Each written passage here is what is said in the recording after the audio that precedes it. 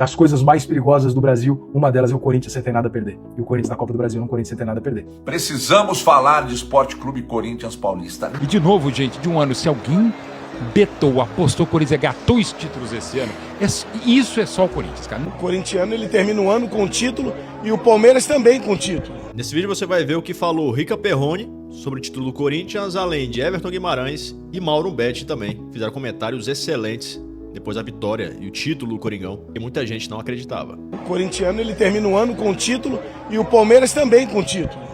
O título de eleitor, somente isso, para eles poderem usar o ano que vem, porque não ganharam porra nenhuma. Não há clube grande no Brasil, no mundo, que na maior crise institucional, devendo quase 3 bilhões, consegue vencer o Paulista como venceu, de novo Copa do Brasil, tetracampeão, de novo no Maracanã, 25 anos depois da conquista do Mundial, vai lá e faz o que estamos vendo e que ficará pra história, né? Sai da Sul-Americana, onde ficou atrás do Santos no Brasileiro, 13º, vai, ganha no Maracanã, faz essa festa bacana. Meus amigos do esporte, confesso que me rendi. Precisamos falar de Esporte Clube Corinthians Paulista. Nenhuma gravíssima crise financeira abateu os caras. É um negócio impressionante. Impressionante. Na Copa do Brasil, de cara eliminou o Novo Horizontino, mas aí tudo dentro da normalidade. Já era esperada a classificação do Corinthians contra o Novo Horizontino. Só que na sequência, nas oitavas, eliminou nada mais nada menos que o Palmeiras, o Super Palmeiras, que injetou 700 milhões no orçamento. Um negócio impressionante. Aí depois pegou o Atlético Paranaense, já era esperada, o Atlético é um time muito ruim, já era esperada a classificação do Corinthians. Só que aí pegou o Cruzeiro nas semifinais, mas o Cruzeiro vivendo um momento muito especial, de uma temporada muito bem elaborada, muito bem executada, e passou pelo Cruzeiro. E aí foi para o Maracanã lotado, depois de não ganhar o primeiro jogo, pegou o Vasco e ganhou na final, cara. É impressionante. Nós estamos falando de um Corinthians, gente, com uma dívida de quase 3 bilhões de reais, com transfer ban, com grave briga política, e ainda assim, olha onde os caras chegaram. É um negócio impressionante, impressionante. Os caras ganharam num ano de crise, hein? Num ano de crise grave, num ano de crise financeira absolutamente grave. Os caras ganharam um paulista para cima do Palmeiras. Depois pega o Palmeiras na Copa do Brasil e passa de novo pelo Palmeiras. E agora fecha a temporada com o título da Copa do Brasil. Então, eu já disse isso no Jogo Aberto e vou repetir aqui. Já falei isso no Jogo Aberto umas 2 ou 3 vezes. E falo isso faz tempo. Sem organizar, o Corinthians já faz isso aí que fez na temporada. Imagina só se o Corinthians passa por um processo como o Flamengo passou e se organiza. Aí, se em crise grave já faz isso que fez na temporada, imagina se esses caras se organizarem. Aí é duro. Enfim, parabéns ao Corinthians, parabéns à sua fiel torcida. Eu devo admitir que vocês são diferentes, cara. Vocês são diferentes. Vocês são foda mesmo. Só me resta dizer beijo na alma e agora é segurar o Ronaldo Giovanelli. As discussões do futebol são maravilhosas, né? Gestão, ano maravilhoso, isso e aquilo, não sei o quê. E quando termina o ano, o Corinthians ganhou o Campeonato Paulista e a Copa do Brasil. A gestão do Corinthians é boa? Eu falo pra vocês, gente. Time grande, 11 e um técnico. Acertou. Ele pode ganhar.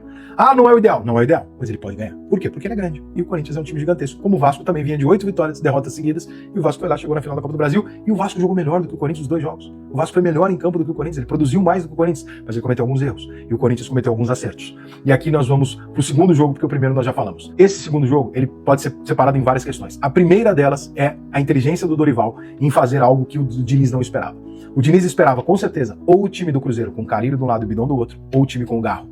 Ele não esperava 3 volantes bloqueando qualquer ação ofensiva do Coutinho e o Bidon na frente dos 3 volantes. Isso não era uma coisa que estava acontecendo nos últimos jogos do Corinthians na Copa do Brasil, nas semifinais. Então ele não esperava por isso. Ele esperava a reprise do jogo contra o Cruzeiro ou a reprise do jogo contra o Vasco. Do jogo de ida. Não aconteceu. E aí, irmão, não dá pra colocar nesse formato, nesse esquema tático, a vitória. O gol do Corinthians, o primeiro, é um puta lançamento do Mateuzinho, um domínio espetacular do Yuri Alberto e uma grande cagada do Léo Jardim, que não sabe se sai ou se fica. Ele não faz nenhum dos dois direito. Ele nem se posiciona pra ficar, nem sai na bola. E aí ele deixa o Yuri matar dentro da área e fazer o gol. Demérito do Léo Jardim? Sim. E mérito do Corinthians, mérito do Yuri Alberto, que faz um golaço. E aí o Corinthians faz 1-0 e muda tudo no Maracanã. Porque aí é desespero do Vasco, 15 anos nas costas, e o Vasco vai buscar o resultado errado. Errado o tempo todo. Por que é errado? Porque o Vasco tinha uma trava com 3 volantes do Corinthians não permitindo que as jogadas fossem feitas por ali. E aí entra o bater de fora e eu sei o que você pensou. Você pensou aquilo que eu falo há mais de um ano. E eu não falo isso porque eu tenho prazer em falar isso. Mas a diferença entre o título e o não título é uma jogada genial. O Breno Bidon tentou uma jogada genial. Ele acertou e o Corinthians foi campeão. O Coutinho, ele é bom jogador, ele joga muitos jogos bons no Vasco, ele é titular, ele é indiscutivelmente titular, ele joga bem, não é isso. Mas ele não é nem sombra do talento que ele realmente tem. Ele nem passa nem perto de ser o jogador que ele pode ser. E o problema não é esse, a minha crítica não é ele não passar perto, é ele não tentar. O Coutinho não se escondeu do jogo, mas não se apresentou para ser o protagonista do jogo. O Bidon se apresentou para ser o protagonista do jogo. Só que o Bidon é um garoto, não deveria ser isso. Então, o Vasco perdeu o campeonato pro Corinthians? Não, o Corinthians ganhou o campeonato do Vasco. O Corinthians teve os detalhes que o Vasco não teve, que foram detalhes técnicos. A boa jogada do Yuri Alberto, os 2 lances que o Yuri Alberto participou, um fazendo gol, outro dando assistência, a jogada genial do Bidon, e o goleiro do Vasco falhou. Teve lances na área de ataque do Vasco, que os jogadores do Vasco não tiveram qualidade suficiente para fazer. Acho que o Diniz cometeu um erro em demorar com o Verratti, mas não é isso que decidiu o título. O que decidiu o título é 2 times muito semelhantes, um jogo 50-50, igualdade, nós estamos falando desde a semana passada aqui. É um jogo meio a meio, cara, pode acontecer tudo, são 2 times que vêm de situações diversas, mas ruins, e eles vão se enfrentar numa grande decisão. O que vai resolver o título? O detalhe. E o detalhe foi o jogador do Corinthians ousar e fazer as jogadas que fez para conseguir um resultado diferente. O Vasco foi burocrático demais, eu acho. Em alguns momentos eu acho que o Vasco contou, talvez, com algum lance que não apareceu de algum jogador ali diferente. Fala, cara, vai que esse cara hoje não aconteceu. Dá pra criticar o Vasco? Não, o Vasco fez 2 grandes jogos. O Vasco jogou melhor que o Corinthians nos 2 jogos, gente. Se você olhar o jogo, o Vasco jogou melhor do que o Corinthians nos 2 jogos. Só que o detalhe, a bola tem que entrar. Não é o melhor, não é um prêmio. Você não é uma luta de boxe que termina por pontos e você escolhe quem vai ser o vencedor. Não é isso. Você simplesmente está falando, quem acertar mais bola dentro do gol vai ganhar o jogo. Essa é a graça do futebol. E o Corinthians conseguiu acertar. Méritos do Corinthians, parabéns pro Dorival. Fez o arrozão com o feijão dele bem pra caralho. O Dorival, o melhor fazedor de arroz, feijão e ovo do Brasil, né? Ele faz um prato simples e normalmente esse prato simples chega em um bom resultado. Então, o Dorival tem os méritos dele, ele não é um criador de nada, mas ele é muito competente no que ele faz. O Dorival consegue mais um título da Copa do Brasil, se iguala ao Filipão com 4 títulos. Torcida do Corinthians espetacular no Maracanã, torcida do Vasco espetacular até o momento que virou um pânico, porque realmente eu compreendo, né? Até por conviver perto com muitos vascaínos e tal, até da própria diretoria, como o Pedrinho, eu sei o tamanho do jogo pro Vasco hoje. Não tem a menor comparação. O Corinthians foi jogar uma final onde ele não tinha obrigação de vencer, porque ele não tem obrigação de vencer num ano turbulento como esse. O Vasco foi jogar uma final onde ele não tinha obrigação nem de estar. Mas a partir do momento que ele chegou, aquilo virou pro Vasco um peso gigantesco, porque ele carregou 15 anos, sei lá quantos, 14, 13, 15 anos, vamos arredondar, de loucura de uma torcida que tá esperando o título e faltou muito pouco. Então, pro Vasco, esse era talvez uma final de Copa do Mundo.